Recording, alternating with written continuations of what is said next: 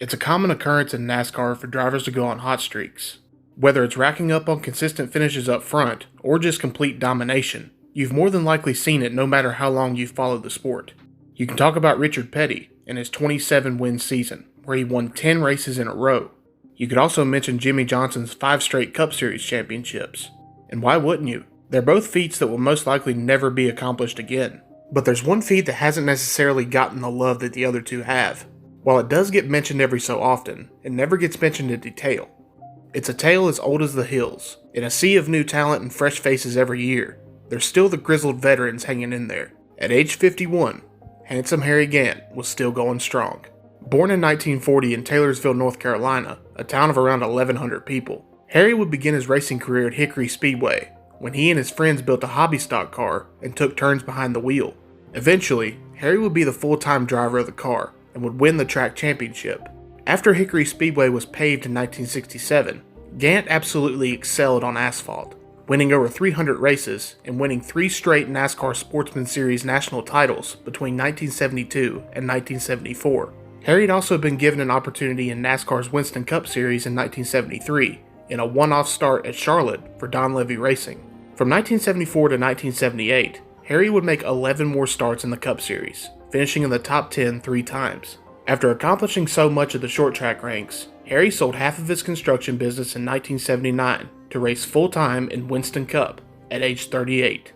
Over the next few seasons, Harry would drive for multiple car owners, flying the banner for names such as Kenny Childers, Jack Beebe, Raymock Enterprises, and James Hilton. After driving for 5 different car owners in 1981, Harry would pilot the number 33 Skull Bandit Oldsmobile, owned by Hal Needham and Burt Reynolds, finishing 3rd in points. Then, in 1982, at 42 years of age, Harry Gant would notch his first victory at Martinsville, leading 167 laps in the process. Later in the year, Harry would earn his second win at Charlotte after starting from the pole. However, he would end the season 4th in the final point standings. Over the next 3 seasons, Harry would win 7 races, winning 3 races each in 1984 and 1985. Unfortunately for Harry, the next 3 seasons would see him go into a deep slump. Well, slump would be an understatement in this case. Between 1986 and 1988, Harry would fail to win, only scored 9 top 5s, 20 top 10s, and have a whopping 49 DNFs, 24 of which were engine related. The following year in 1989, Harry would sign to drive with Richard and Leo Jackson, bringing the number 33 and the Skull Bandit sponsorship with him. While his stats weren't mind-blowing, they were a significant improvement from years past. He even returned to victory lane early in the season at Darlington and ended the year 7th in points. In 1990, he would return to victory lane once more at Pocono, but would fall down on the stat sheet and ultimately in the final point standings, finishing 17th at year's end, leaving significant room for improvement for the 1991 season. For most of the 1991 season, Gant pretty much had the same success he had the 2 years prior. He managed a win at Talladega and won a Busch Series race at Richmond as well. After a 19th place finish at Bristol, Harry sat 10th in points 20 races into the season.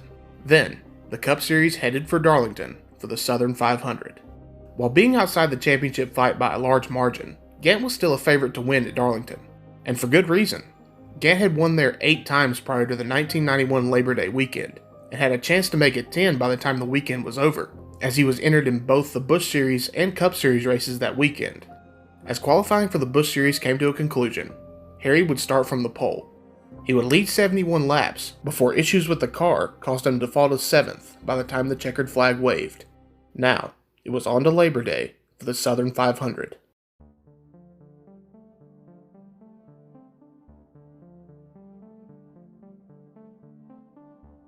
As the South Carolina heat made the track hotter than a $2 pistol, Harry would roll off the grid in 5th. Both Gant and Davey Allison were the class of the field all race, leading a combined 303 out of 367 laps. With 60 laps remaining, a cowling under Allison's air cleaner came loose and got stuck in his throttle linkage, leading to Davey having to make multiple pit stops, leaving him 4 laps down. With his closest competition now a non-factor, Gant cruised to his 9th win at Darlington, with second place driver Ernie Irvin nearly 10 seconds behind him. Along with the Southern 500 victory, Harry earned an extra $100,000 after winning a second Crown Jewel race in the 1991 season, the first being his win at Talladega in May. With another Darlington win to his name, they headed to Richmond, where Harry would be running double duty once more. Harry would start 29th in the Busch Series race, where he would lead 38 laps and take the checkered flag, completing a sweep of the Richmond Busch Series races. Harry would look to continue his winning ways for the Cup Series, but it wouldn't come easy. Harry would start closer to the front compared to his Busch Series win, and would grab the top spot for the first time on lap 219 before eventually falling to third. Then, on lap 313, Ernie Irvan and Alan Kulwicki spun during a hard battle for the lead. Gant tried to avoid the accident, but was collected by Morgan Shepherd. When the smoke cleared, Gant was still pointing in the right direction, hardly losing any track position. As the race neared its conclusion, it would once again be decided between Davey Allison and Harry Gant. With 18 laps remaining, Gant muscled his way around Allison and never looked back. As he crossed the finish line, Gant took home his third win of September. After the celebration concluded, it was on to Dover, where Harry would be doing double duty once again. Harry would go on to win the September 14th Busch Series race at Dover, leading 99 out of 200 laps. The following day, Harry would roll off 10th for the Peak Antifreeze 500. To say the Cup Series race was wild would be an incredible understatement. A 15-car accident would bring out the caution on lap 70, leading to a long period under yellow. Davey Allison would lead the first 114 laps before blowing an engine a lap later. During the longest green flag run of the race, Harry grabbed the lead for the second time and stayed there till the end. After 4 hours, 32 minutes, and 17 seconds of racing, Harry Gant would take the checkered flag a lap ahead of second place. With 5 wins and 5 races, the number 33 team headed to the track where Harry got his first career Cup Series win, Martinsville. Harry would start just outside the top 10 in the 12th position. He would work his way through the field before taking the lead for the first time on lap 196. With the exception of Dave Marcus and Hutch Strickland leading a lap each, Harry led the way for 177 of the next 179 laps. But, much like Richmond, a win wouldn't come easy. On lap 376, Rusty Wallace would spin Gant, resulting in contact from Morgan Shepherd. After making repairs on pit road, Harry remained on the lead lap and charged through the pack. With 52 laps to go, Gant would make his move to regain the top spot, resulting in a hellacious battle for first with Brett Bodine. That Quaker State Buick and goes into the lead. Harry Gant is in front again, friends. So here comes Brett back. He's trying it on the inside. Yes. Oh, Harry is sideways again. He's going to lose the front position, but only one spot. Boy, Harry's getting knocked around out there and still fights back. You reckon that hurt his tires? That's a little bit of a slip down there? Yep, folks, it happened. Harry Gant passed Brett Bodine while we were in break, and Harry now begins to move away from Bodine, and Harry Gant is in the lead, and he's still working as hard as he's worked all afternoon, sawing that wheel in there, but he has the lead. Now watch the replay as to how he got it. Now watch Harry saw the wheel coming off before. He's turning that thing, gets it a little bit sideways, and he never backs up, and comes down and out brakes Bodine. Watch this. He shoots down in the corner. Oh, man.